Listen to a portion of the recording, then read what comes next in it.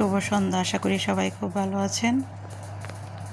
রোজার আগেই ফ্রোজেন আইটেমগুলো বানিয়ে ডিপ ফ্রিজে সংরক্ষণ করে রাখুন। আজকে আমি ইউটিউব চ্যানেল তাহমিনাজ কিচেন এবং ফেসবুক পেজ তাহমিনাজ কিচেনে সমোসা রেসিপিটি আপনাদের সাথে শেয়ার করেছি।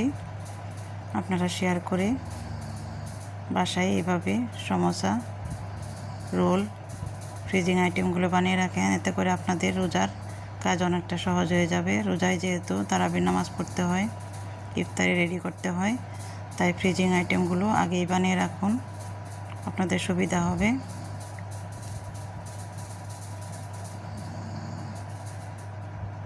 আমি সমোসা, রোল, চিকেন নাগেটস, সিঙ্গারা সব কিছু বানিয়ে ফ্রিজিং করে রেখেছি। রোল আর সমোসা রেসিপিটি আপনাদের সাথে শেয়ার করেছি। বাকি আইটেমগুলো শেয়ার করব। ভালো থাকবেন। আল্লাহ হাফেজ।